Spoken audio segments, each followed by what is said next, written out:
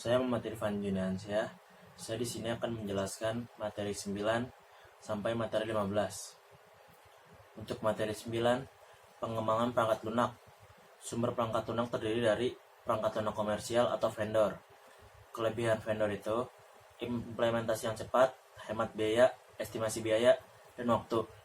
Dan untuk kekurangannya, kesesuaian rencana sistem yang tidak baik, ketergantungan pada vendor, biaya tidak langsung, dan kerusakan pada SDLC.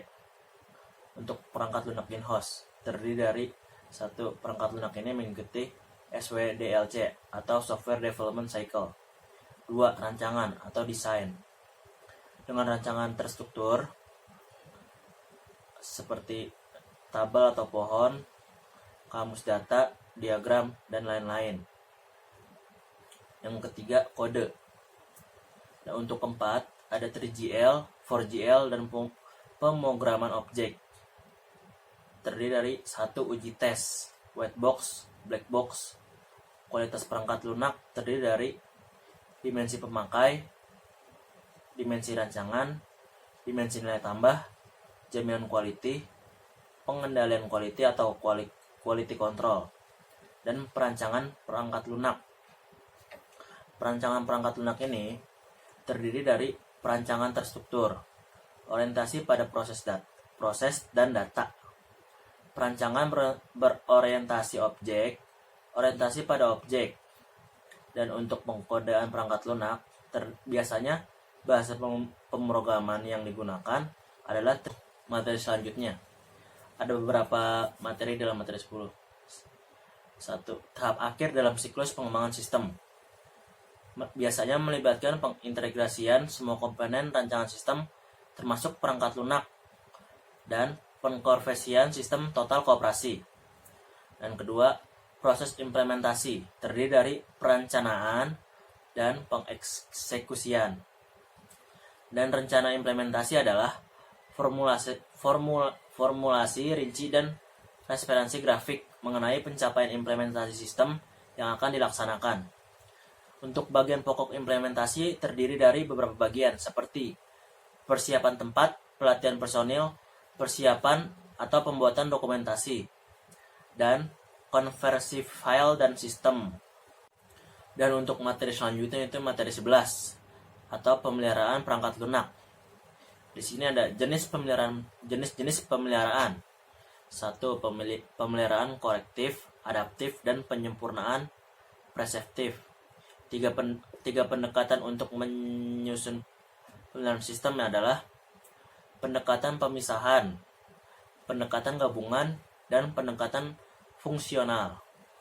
Dan ada 5 case tools yang membantu pemeliharaan sistem dari sistem lama dan membantu memecahkan kemacetan timbunan sistem baru yang belum dikerjain, seperti rekayasa maju, rekayasa mundur, rekayasa ulang, rekstrukturisasi, dan sistem pakar pemeliharaan.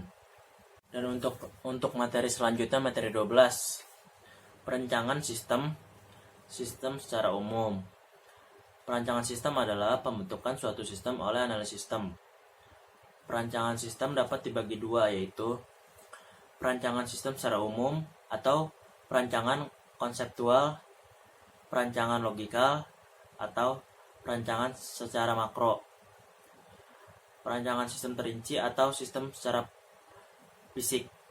Nah, untuk tujuan perancangan sistem yaitu tahap perancangan atau desain sistem mempunyai 2 tujuan utama, yaitu yang pertama itu untuk memenuhi kebutuhan pemakai sistem, dan yang kedua untuk memberikan gambaran yang jelas dan rancang bangun yang lengkap. Nah, untuk kepada pemrograman komputer dan hal-hal yang teknik yang terlibat, rancangan sistem secara umum. Tujuan dari desain sistem secara umum adalah untuk memberikan gambaran secara umum kepada user tentang sistem yang baru. Di sini ada 3 kategori desain sistem. Yang pertama itu global based system. Yang kedua, group based system. Yang ketiga, local based system. Nah, di sini ada tahapan perancangan sistem. Perancangan output maupun input. Nah, di sini saya akan menjelaskan output dan input. Tipe output dapat dibedakan Seperti satu, eksternal. Apa sih tujuannya itu? Tujuannya untuk informasi di luar organisasi pemakai. Internal. Tujuannya untuk informasi di lingkungan organisasi pemakai. Dan perancangan input.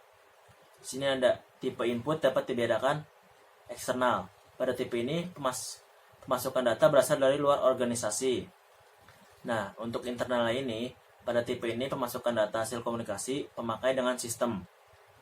Dan untuk perancangan dialog, di sini ada tipe dialog aktif dan tipe dialog pasif. Untuk tipe dialog aktif itu, pemakai mengajukan pertanyaan atau memasukkan data. Sedangkan yang pasif, pada tipe ini, pemakai memilih pilihan yang tersedia.